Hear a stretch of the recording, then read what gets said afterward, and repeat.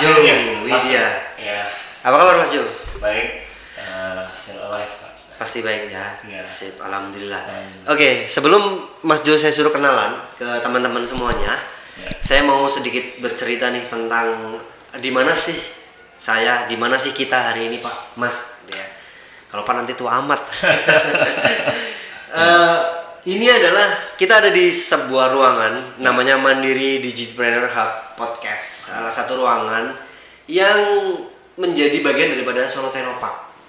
Kalau teman-teman pernah lihat podcastnya Solokon, podcastnya Solo Tenopak, kita dulu menggunakan salah satu ruangan di sini juga. Tapi sekarang ini kita baru ya, jadi memang bekerja sama, intinya Solo Tenopak bekerja sama dengan Mandiri gitu Mas.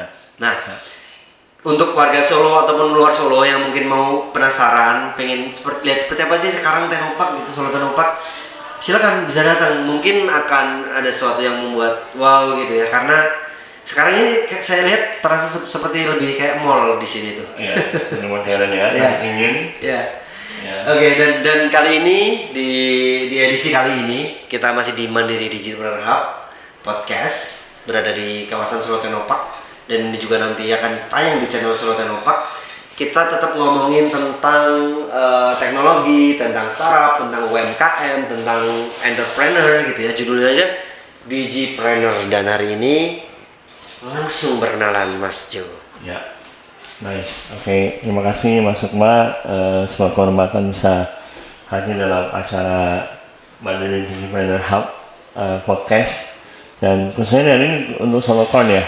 Gitu. Jadi saya merupakan salah satu founder dari Mars.id, merupakan autonomous self-driving car, mungkin the one and only di kota Solo, yang sekarang lagi dalam tahap pengembangan ya, research and development. Dan kami lagi proses untuk bisa bekerjasama dengan beberapa stakeholder dari kampus UNS misalnya dan Unhas, dan juga terakhir dengan Pertamina gitu ya, yang ongoing gitu. Oke. Berarti kan di startup ya. Berarti Mas Jo ini adalah startup entusias ya. Ya sebenarnya di belakang layar kita ini memang sering mengerjakan startup bersama gitu ya, dari ngopi bareng gitu. Tahun berapa sih mulai kenal startup? 2014 ya. 2014. Tapi full time 2015 akhir. Awal kenal startup?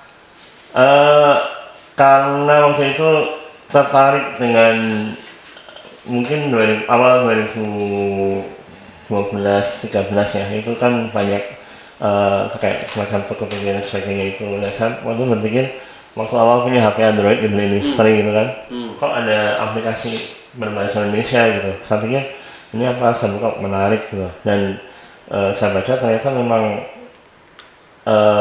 jadi transaksinya itu tinggi gitu. Wah, berarti cari uang gampang dong.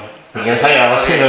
Terus saya ternyata bikin aplikasi itu saya pikir kompleks dan mungkin susah gitu ya. Ternyata di Indonesia bisa bikin. Jadi saya berkesimpulan ternyata bikin aplikasi perusahaan yang berbasis aplikasi itu nggak sulit sebetulnya. Itu awal mulanya.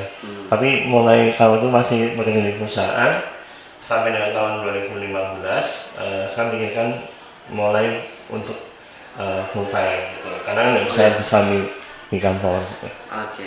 Kalau startup pertama yang dibuat harus cerita ya. Harus, memang Anda di sini disuruh cerita. Oh iya betul.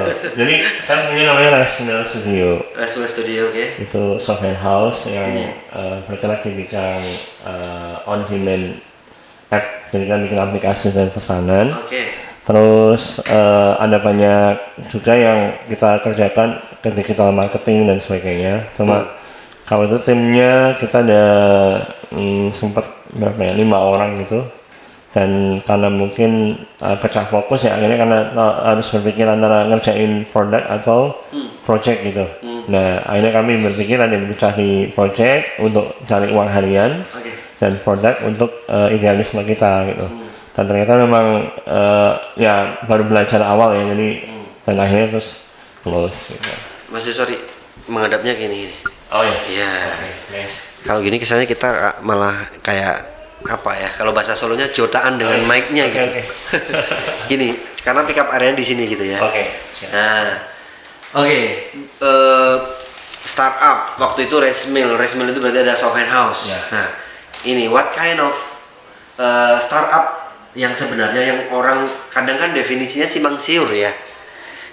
Kok ini disebut startup sih? Kok ini kan harusnya ada teknologinya, kan harusnya seperti ini. Nah, itu mungkin kita bisa mengulang lah ya. Kadang kan orang kalau nggak diulang-ulang kan katanya repetition is the mother of learning gitu. Boleh silakan tentang startup. Bapak bisa. Ini kata Pak Bosman. Ya, jadi startup itu kan kalau dari arti katanya memang rintisan ya, jadi memulai sesuatu gitu. Ya. Jadi dalam harafiahnya sih sebuah perusahaan rintisan awal. Jadi perusahaan yang dimulai dari benar-benar stretching from the start itu, tidak ada resource yang banyak, masih mungkin terdiri dari beberapa orang dan itu baru berbasis ide. Tapi sebenarnya kalau ngomong startup sih kita bicara secara umum, banyak orang yang merintis usaha itu sudah bisa dibilang membuat startup ya. Betul kan, namanya adalah merintis usaha gitu. Kan namanya startup itu usaha rintisan. Tapi berjalan waktu untuk supaya membedakan, startup sendiri lebih banyak konotasinya itu dipakai sebagai pengertian untuk yang berbau atau memakai inovasi sebagai salah satu produknya. Dengan kata lain, inovasi itu bisa teknologi seperti itu atau digital misalnya. Jadi kalau udah bicara tentang startup, umumnya itu pasti erat kaitannya dengan teknologi atau yang khusus digital gitu. Oke, tapi berarti nggak harus teknologi ya? Nggak harus. Teknologi itu adalah toolsnya gitu kan. Yang penting mindset foundernya, bagaimana dia punya visi untuk bertumbuh, terus menyelesaikan masalah gitu ya. Entrepreneurship, jadi ada digital entrepreneurship. Digipreneurship. Shape gitu. Ini emang di sini ada tulisannya, kalau tadi kayak lihat contekan di sini bukan ya? Oh iya. Iya, kayak baca di sini gitu. Iya, ini Oke, Pak, diminum dulu Mas, diminum dulu. Oh iya. Ini Mas, diminum dulu. Gimmick nggak ada. Oke, nah bagaimana nih perkembangan startup yang Mas Jo lihat ya di Indonesia dan juga di kota Solo? Mungkin bisa di-share satu-satu nih, Indonesia itu kayak apa sih kondisinya? Kita belum ngomong ke bubble-nya dulu ya, karena bubble nanti akan masuk ke sesi selanjutnya nih. Startupnya selama ini di Indonesia seperti apa? Habis itu loncat ke Solo. So far kalau kita bilang kategori yang muncul yaitu dulu awal sekali itu kan banyak yang industri itu banyak ke jasa sebenarnya. Kayak misalkan lihat ada marketplace di mana yang menjadi semacam penghubung gitu, satu penjual dengan pembeli, terus juga ada yang namanya kita buat apa tuh kalau menampilkan media itu sama. Menampilkan media maksudnya gimana ya? Jadi jasa iklan, bukan? Enggak, jadi yang ayo. Pas. Agregator. Jadi kalau kita butuh informasi apa? News agregator gitu ya. News agregator dari mulai berita, terus akhirnya kan muncul seperti OLX yang dulu namanya toko bagus ya, Pak. Kalau toko bagus kan marketplace kan? Iya betul. Terus akhirnya malah lari ke OLX. Itu merger dari toko bagus dan berniaga.com. Dua dibeli sama OLX. Itu India, Qatar ya. Dari marketplace sekarang ini kan dia menyediakan banyak dari mulai marketplace sekarang arahnya menjadi agregator, dan sekarang mulai tahun 2015 ke sini itu kategori yang muncul lebih banyak ke untuk jasa sistem pembayaran ya. Fintech ya. Fintech yang lebih banyak booming. Fintech, edutech gitu ya. Edutech kan baru tahun 2019 ke sini ya. Karena sebelum itu kan kalau kita lihat kayak semacam ruang guru serius itu dia sebenarnya nggak terlalu muncul ya, tapi begitu mulai pandemi muncul online study, terus mungkin work from home dan sebagainya, maka sudah mulai. Oke, artinya sesekali lihat situ dong, Mas. Iya. Nah, biar kelihatan gantengnya gitu kan. Oke, jadi berapa genre dong startup itu? Banyak ya? Banyak. Kita kalau ngomong pakai startup itu pasti belakangnya ada tech, ada teknologi gitu ya. Iya. Jadi mulai health tech, yang kesehatan, edutech untuk pendidikan. Kalau yang warna-warna, kutek. Oh bukan ya? Bukan kalau itu bukan salah satu genre ya. Iya. Dan seperti itu Pak. Jadi bisa menjadi apa ya? Jadi kalau kebanyakan saya lihat memang startup itu orangnya juga banyak sektor jasa ya. Jadi digitalize service istilahnya, mendigitalisasi layanan. Tapi artinya yang nggak hanya jasa juga banyak kan yang dia punya produk hardware gitu kan, IoT. Betul. Nah ini sebenarnya nih teman-teman Solo Technopark ya, kalau pengen belajar, kita juga nanti bakal ngomongin kalau belajar startup di Solo Technopark itu ada apa aja sih, kita akan bahas ke situ juga. Tapi kita sebenarnya ketika mau ngomongin cuman baru genre aja gitu ya, udah banyak banget. Sebut saja misalnya kita ngomongin fintech nanti kan dipecah lagi tuh ya. Kalau yang jasa pembayaran izinnya ke Bank Indonesia, kalau yang simpan pinjam itu izinnya ke OJK, itu aja udah beda ya. Ini simpan pinjam ada peer to peer, kemudian ada e-remitten, kemudian ada e-asuransi, kemudian ada apa lagi ya, banyak sekali ya. Crowdfunding. Saya yang wawancara ini. Enggak. Podcastnya Dedi, sesekali Dedi juga berargumen gitu kan. Soalnya open the door. Ya open the door. Enggak, kita kick the door. Gabungan antara kick Andy dan Iya. kick the door Pak. Nanti keluarnya tolong gini ya langsung. Iya. Ya maksudnya gitulah intinya.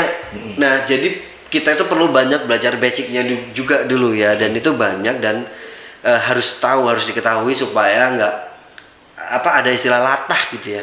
Latah, ini startup lagi booming, ikut-ikutan gitu. Dan dia orang seperti itu biasa cepat matinya, bukan orangnya ya, sorry ya, tapi usaha atau startupnya gitu loh ya kan, karena dia nggak tough gitu. Betul. Oke. Nah, Solo, saya belum jawab tadi Solo. Kalau landscape-nya Solo yang Mas Jo lihat nih, karena kan kita di Solo nih terus terang nih ya, mungkin bisa buat belajar dari kota lain juga. Ya, Solo relatif karena sifat kotanya sendiri adalah kota perdagangan ya. Dia nggak punya landscape, maksudnya secara umum dia nggak punya laut, nggak punya gunung gitu. Jadi wisatanya cuma keraton ya. Betul, wisatanya terbatas, jadi otomatis yang bergerak itu lebih banyak jasa sebenarnya. Jadi kalau kita lihat yang paling umum dulu jasa itu masih mendominasi. Jadi dia terutama untuk jasa-jasa dulu sempat ada namanya yang pengantaran makanan itu. Oke. Soku. Ya. Oke. Itu kayaknya mau ribuan lagi nih saya. Terus kemudian berkembang ke sini, lalu muncul yang paling umum itu ada edutech ya Pak. Dulu ada namanya les-lesan. Oke. Ada juga Impulse. Ya, Impulse. Teman belajar. Masih eksis Pak dua-duanya. Iya, satu lagi. Akses belajar. Masih akses juga tuh. Oh, jangan lupa Pak. Scholars, ya ini yang nama-nama terakhir yang kita sebut masih eksis sampai sekarang ya. Sampai sekarang. Bahkan mungkin saya lihat udah mulai ini ya, mereka tuh survive mungkin survive mode-nya tuh sampai hari ini tuh masih berjalan dan bisa dibilang cukup profitable ya untuk kota Solo. Karena mereka basically meskipun berada di kota Solo, tapi yang dilayani itu kan bukan dari Solo. Iya. Mereka udah mulai masuk ke daerah lain. Kenapa ya? Karena mereka menggunakan digitalisasi. Iya. Jadi nggak harus yang orangnya ada di Solo lalu melayani. Jadi sudah agak. Iya, sebenarnya dalam konteks ini kan kita membicarakan startup-startup yang berkembangnya dari sini gitu kan. Meskipun kita sadar bahwa semua itu nggak based on location gitu kan, nggak pernah kita ketemu kantor Facebook di Gunung Kidul gitu kan. Jadi nggak perlu juga ya. Iya. Nggak pernah akan ditanya seperti itu. Oke Mas. Jadi itu aja Harusnya masih banyak kan? Oh banyak. Jadi yang tapi kita sebenarnya nggak usah ngomongin startupnya aja, mungkin dari apa ya, event-eventnya. Betul. Terus ya hal-hal yang kaitannya sama di kalau bicara tentang event ya itu cukup banyak dari kita lihat mungkin di apa ya, terutama di kampus-kampus ya sekarang udah mulai tahun 2020 something lah ya, itu udah mulai 2021 2022 ini udah mulai banyak kampus yang mengadakan event-event seperti itu. Oke. Inkubator ya. Tapi ngomong inkubator sebenarnya di Solo Technopark juga sudah dari tahun berapa 2010 ini ya sudah mulai ada inkubator bisnisnya juga, dan mulai tahun 2000 apa mau tanya langsung? Ya kan, saya harus saksi nggak masalah. Ya kita pernah bikin tulisan tentang inkubator dan dulu itu dapat datanya sedikit banget. Satu UMS tapi itu kurang begitu jelas, jadi dia punya inkubator bisnis mahasiswa, tapi ketika didatengin ke sana sebenarnya masih rancu konsepnya. Unisti juga sama persis kayak UMS. So dulu itu cuma satu kalau akademis ya yang sempat ketemu itu ya memang UNS. Waktu itu udah mulai nyerempet-nyerempet dikit, tapi belum seperti iHub yang sekarang. Nah ternyata tapi sebenarnya Mas di seluruh kampus itu ada LP2M, LPPM kayak lembaga penelitian dan pengembangan mahasiswa itu. Itu sebenarnya kan tempat yang sama-sama untuk lahirnya fenomena seperti ini ya. Peluangnya di inovasi. Betul. Cuma kalau yang benar murni inkubator saat itu yang tercatat akhirnya cuma saya nyatutnya 2. Punya UNS karena dia memang klaim ke situ, yang lain cuma LPPM, yang satu Solo Technopark gitu. Dan belum ada lagi. Makanya saya rasa kalau memang mau belajar yang murni ya dalam arti memang rasanya itu lebih ke orientasi ke market gitu, startup, tapi yang memang benar-benar orientasinya itu ke market gitu. Nah itu memang ya lebih tepat ke situ sih ya daripada LPPM, karena LPPM kan lebih cenderung yang trial and error gitu ya. Jadi gagal pun ya kalau kita lebih ke ya itu membentuk, karena yang salah yang di Technopark itu lebih ke foundership ya sih, yang tough founders, jadi orang-orang yang benar tangguh. Ngomongin tadi kita sempat ngomong tentang si beberapa startup di kota Solo yang sampai sekarang masih eksis, pasti kaitannya sama founder ya kan, founder yang tough ya, yang kuat, yang punya karakter apa ya, jatuh bangun lagi, jatuh bangun lagi, 7 kali jatuh 1000 kali bangun gitu kan. Harus. Nah itu tipsnya gimana nih Mas Jo supaya eksis ya, jadi dia harus sering-sering muncul gitu, karena yang dipahami dari ownership ini itu kan ketahanan. Jadi artinya kalau dia makin sering mungkin pekerjaan yang tidak menyentuh dunia startup, maka rasa untuk mengembangkan startup itu akan hilang. Misalnya kalau kita misalkan ya kita punya masalah nih sama cewek kita kan, nah kalau kita nggak segera balik ke cewek ini untuk beresin, untuk mungkin segera mungkin apa sih problem solvingnya supaya kita nggak musuhan lagi itu kayak apa gitu. Mungkin itu lagi banyak masalah nih. Nah kalau kita ada masalah terus kita mulai pergi meninggalkan dan mungkin cari cewek yang lain, ya apa nggak ada pernah dapat chemistry gitu. Jadi kalau dari awal itu ya harus eksis, maksudnya harus selalu bersama. Dan yang pasti dari awal sudah, yang kedua itu mungkin passion ya, artinya punya keinginan kuat gitu, gairah gitu, bahwa ini someday harus jadi sebuah ibarat orang tuh kalau pacaran ya harus rumah tangga gitu, harus kayak kita tuh benar-benar kawin istilahnya. Jadi kalau seumpama orang itu ya dia harus punya semacam keinginan kuat gitu, sehingga dari keinginan kuat itu tadi dia akan eksis, dia nggak akan lari kemana-mana. Kalau ada masalah nggak tinggal, kalau mungkin sakit juga ditungguin gitu. Maksudnya tanpa mengurangi, mungkin saya berpikir kalau punya idealisme, tapi kalau bisa makan gimana? Ya kalau itu karena apa yang bisa buat makan, tapi juga tetap kalau konteksnya startup ya Pak, ya Mas, itu harus yang maksudnya itu tidak boleh meninggalkan ketika apapun kondisinya. Jadi dalam suka dan duka, dalam untung atau malang, nilai istilahnya ya harus dicari terus. Kalau solo founder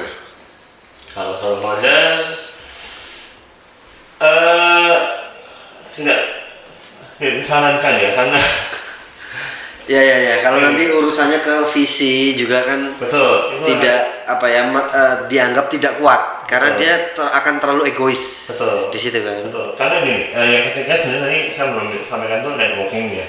Jadi ketika kita punya satu circle yang memang mendukung dan punya kesamaan visi, itu kan lebih mudah untuk kita tuh bisa selain berbagi ya, baik secara beban tanggung jawab pekerjaan maksudnya, maupun dari segi kalau misalkan ada problem gitu, bisa di distribusi istilahnya. Itu kenapa kalau dalam sebuah struktur startup dan mau masuk ke pokok nanti ada hektarnya, ada hipsternya, lalu ada hasilnya yang masing-masing punya spesialisasi sendiri. Oke. Ngomongin tadi founder, terus sekarang kita ngomongin sebenarnya jelas nggak cukup ya. Mungkin kita akan next bikin tema khusus untuk ngomongin founder aja gitu ya. Karena ini masuknya cuma sisipan aja dalam seluruh percakapan gitu. Kita sekarang lompat ke ini kondisi startupnya, iklim startup di Indonesia, yang mana berita terakhir ini kan sedang cukup ramai ya, 1 bulan yang lalu lah kira-kira sampai hari ini nih, dari startup A, B, C, PHK karyawan gitu. Terus akhirnya muncul di media bahwa ya ini sudah sunset, sudah the winter is coming, sudah dianggap bubble.id. Kalau di Amerika bubble.com akhir 90-an ya. Di Indonesia bubble.id gimana menanggapinya, Mas Ju? Saya rasa ini depends on masing-masing startup ya. Saya melihat juga sampai hari ini masih ada kok, bahkan mungkin lebih banyak startup yang justru mereka itu masih ongoing gitu. Kalau yang layoff itu menurut saya itu akan mengurangi rasa hormat buat yang apa ya, mungkin di beberapa startup yang kita tahu itu mereka melakukan itu lantaran kan adanya ketidak berimbangan dari secara neraca keuangannya, sehingga kalau kita ngomong mungkin kalau lihat besar banget daripada tiang ya emang hampir semua yang startup besar itu kayak gitu kayaknya. Tapi apa yang membedakan? Karena mereka memiliki strategic plan yang memang arahnya itu untuk efisiensi sebenarnya. Kenapa efisiensi? Karena dinilai banyak tenaga kerja atau SDM yang dia itu kayak under expectation istilahnya. Oke. Nah, kalau setelah melalui proses evaluasi pastinya. Betul. Ya? Jadi ketika apalagi kalau tadi ya banyak di startup itu yang membaca, akhirnya kan pokoknya asal dapat orang yang kompeten dulu.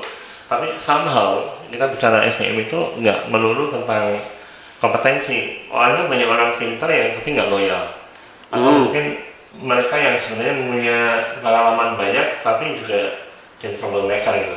Nah itu kurang bisa screening, sehingga yang terjadi adalah ada banyak cost yang tidak terlihat dan ineffectiveness ya. Jadi kalau kita lihat metodenya itu mungkin akan lebih jelas nih. Kalau melihat kenapa sih sebuah organisasi itu efektif apa tidak, tidak dari pencapaian masing-masing. Kalau mungkin ada satuan kalau objektif resultnya mungkin semacam itu juga berpengaruh. Ya salah satu mungkin lebih ke performnya sih menurut saya. Kalau secara keuangan saya rasa. Berarti salah satu case-nya di sini kan PHK itu tidak selalu buruk bagi perusahaan. Betul. Bisa jadi malah membuat efisien, membuat balance gitu ya. Cuma pasti buruk bagi orang yang terkena imbasnya. Plus media dan masyarakat. Kan gitu kan, Mas. Terus tapi kita sepakat nggak? Saya namanya maksa ya. Kalau teknologinya gimana? Kalau saya optimis sih, kalau teknologinya pasti akan terus naik gitu. Sebenarnya itu lebih ke, kalau tadi saya sampaikan makanya mungkin kan depends on masing-masing startup ya. Itu artinya saya nggak membicarakan startup sebagai ekosistemnya, tapi startup masih bagus menurut saya. Bahkan startup itu kan punya 2 sifat dasar ya, nggak pernah hilang ya. Yang pertama itu sifat problem solving ya, yang kedua itu inovasinya. Nah, problem solving itu pasti kan memberikan solusi, Pak, Mas. Ya. Jadi ketika ada startup muncul atau eksis lama itu karena apa? Dia sudah melampaui tahapan namanya product market fit. Di mana produknya itu sesuai dengan kebutuhan dari pasar. Kalau sudah sesuai dengan pasar, artinya apa? Orang menemukan ini tuh solutif juga, menjawab pertanyaan atau menjawab permasalahan. So I think itu sudah merupakan menurut saya sih itu reward ya. Startup kita bisa eksis karena banyak orang yang membeli produk kita, mereka tidak merasa bahwa kita tuh memang menjawab masalah mereka. Yang kedua, inovasi itu bisa tentang penerapan teknologinya sendiri. Bisa jadi SDM-nya pun juga lagi-lagi SDM ya Pak, itu yang memang well prepared atau mungkin readiness-nya itu tinggi Pak. Jadi gini, inovasi itu pada akhirnya akan merujuk pada pengembangan solusi bagaimana cara mencari jawaban terbaik untuk dikembangkan menjadi sebuah produk. Nah nanti arahnya jadi inovasi dan penyelesaian masalah atau problem solving ini akan menjadi satu atau dua pilar yang saling menguatkan sebenarnya. Jadi nggak bisa cuma salah satu inovasi terus atau problem solving yang baik pasti akan dibanding dengan inovasi. Kesimpulannya berarti all is well ya. All is well. Ya. Nggak ada masalah dengan startup. Oke. Tapi selama Anda berbicara dari tadi ini banyak sekali istilah-istilah yang ya problem solving, product market fit. Ya kan memang menurut saya gini, setiap teori, setiap disiplin ilmu pasti mempunyai istilahnya sendiri. Betul. Ya kan, dan itu tidak semuanya bisa digantikan. Betul. Maksud saya begini, kalau kita pengen belajar lebih dalam seperti itu, kita kan butuh tempat nih, butuh wadah. Nah saat ini teman-teman di Solo bisa disediakan, dikasih fasilitas. Oke, jadi kalau untuk menjadi founder, membangun karakter founder yang tough kan, karena kan akan dihadapi banyak hal ya ini kalau kita masuk ke dunia startup ya. Yang pertama basic, yang ruang lingkupnya ada teori. Lagi tadi kita sudah bahas istilah-istilah ya. Karena istilah itu nggak bisa digantikan dan kita harus masuk ke dalam situ. Terus ya kita belajar tentang bagaimana membuat dari kayak design thinking lah, ideation, prototype, empathiness, define, ideation, prototyping, implementation, and test gitu ya, ADPT lah gitu. Test and implementation. Nah itu apa sih tipsnya, Mas Yu? Yang pasti harus maksudnya itu kita mencari satu sumber yang valid untuk bisa belajar tentang bagaimana how to-nya menjadi seorang founder dari sumber yang tepat. Tadi disampaikan Mas Yu betul, dan bahkan lebih banyak lagi istilah yang di luar itu. Kita belum menyebut tentang misalkan Lean startup, gitu kan, dan itu semua Javelin board, dan semua tips cara pendekatan teori maupun how to tadi itu bisa didapatkan melalui satu ranah pendidikan yang inkubasi bisa ya, gitu. Atau startup school, dan ada juga dulu namanya startup founder ya di founder institute di Jakarta kan? Oh sampai sekarang masih ada. Itu kan Kejora punya. Betul. Dan itu kan bisa dibilang keren, cuma itu nggak murah. Nah, tapi kalau mau yang seperti itu atau di Solo seperti itu, di kota Solo itu ada, dan kita punya namanya Solocon dan Semeska. Satu-satu dong, Solocon. Solocon merupakan akronim dari Solo Unicorn. Nah, gimana tujuannya? Solonya bukan single ya, Solonya bukan single. Iya, Solo lokal, Surakarta ya.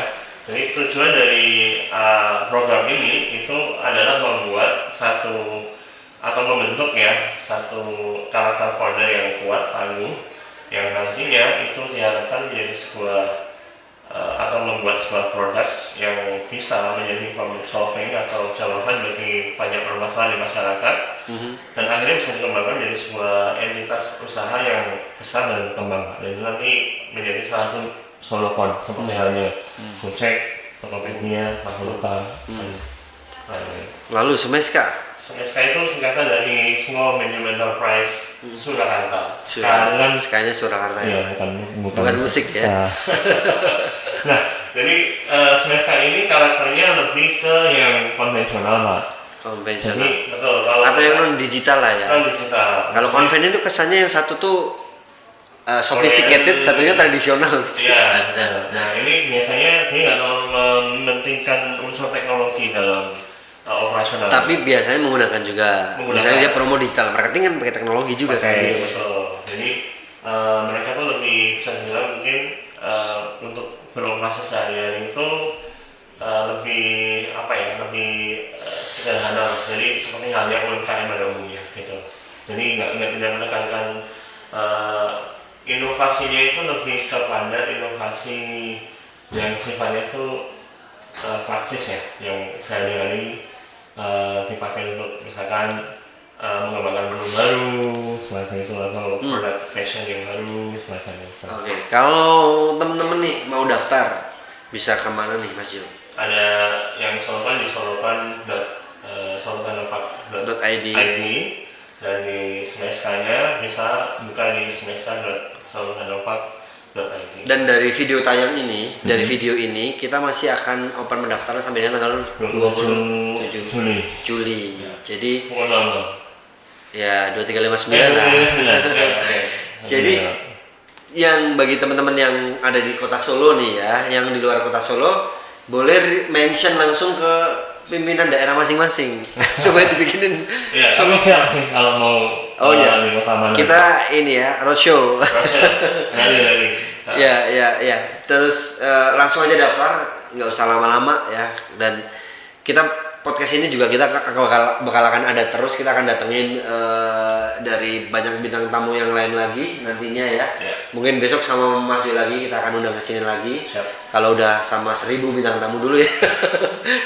Nggak, kalau kaitannya dengan Tenopak kita di sini mungkin akan datengin narasumber yang kaitannya dengan startup digital, bisa kadang mungkin dengan non digital, kemudian tentang machinery ya, karena kan ada beberapa pengerjaan hardware ya di dalam kawasan ini kan banyak jenis, ada 3 klaster gitu. Jadi kita akan ngomongin seputar itulah.